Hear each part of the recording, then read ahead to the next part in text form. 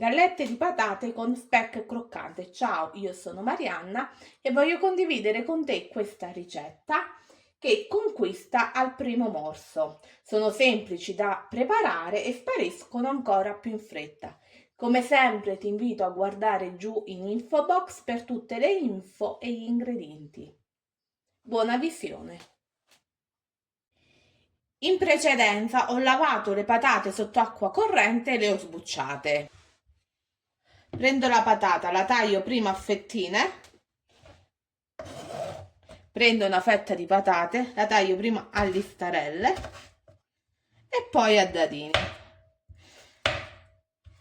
E procedo così con tutte le altre patate. Una volta che ho terminato di tagliare la mia patata a dadini, la tengo in acqua fredda, così non si annerisce. E continuo così con tutte le altre patate. Queste sono le patate, una volta tagliate a dadini, che tengo momentaneamente da parte. In una pentola verso dell'acqua, a cui aggiungo del sale fino. Aggiungo anche le patate scolate, copro e porto a ebollizione. Adesso che le patate sono arrivate a bollore, devono cuocere per 25-30 minuti. Il tempo di cottura delle patate dipende molto dalla grandezza dei dadini che si è fatto in precedenza. Una volta che le patate sono cotte, le ho trasferite in uno schiacciapatate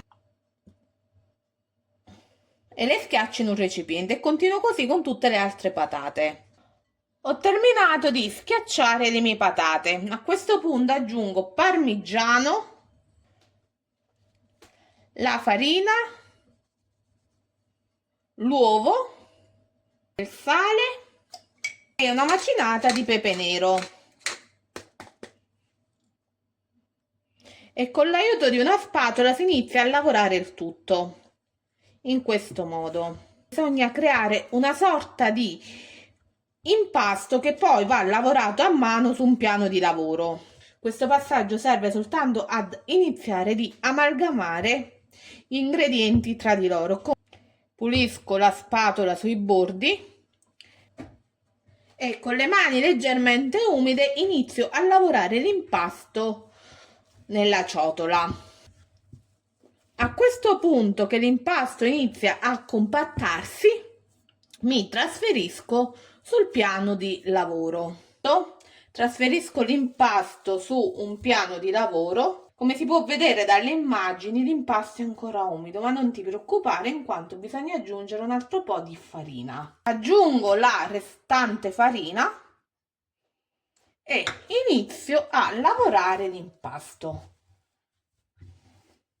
L'impasto al momento sembra morbido, assorbendo pian piano la farina presente sul piano di lavoro diventerà bello compatto. Non ti preoccupare se ti sembra che la farina non basti, ne puoi aggiungere quanto te ne serve, in quanto la quantità di farina varia da impasto a impasto. Così si presenta l'impasto una volta terminato. L'impasto, per quanto compatto, rimarrà sempre abbastanza morbido, in quanto alla base la maggior parte degli ingredienti sono le patate.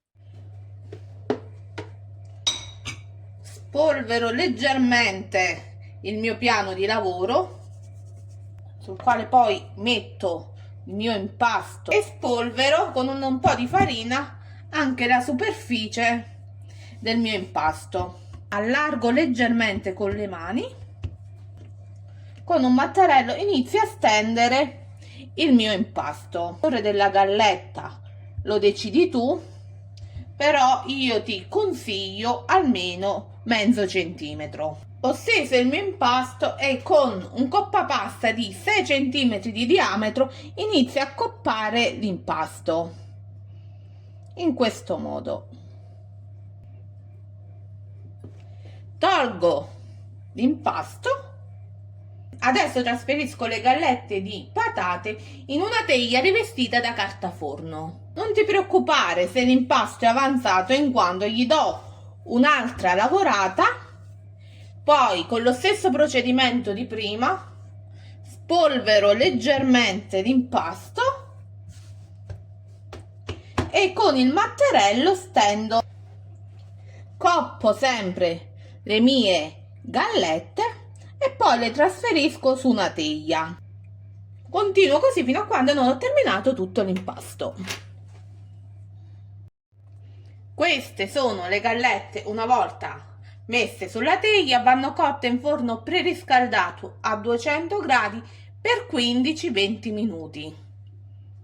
Queste sono le gallette di patate una volta uscite dal forno. Adesso da parte in una padella faccio diventare croccante lo speck e ti faccio vedere come li servo io di solito.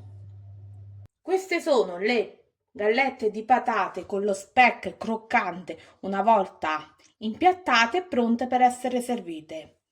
Fammi sapere cosa ne pensi di questa ricetta nei commenti. Come sempre, ti invito ad iscriverti, lasciare un commento e un like. Buon appetito! Alla prossima ricetta!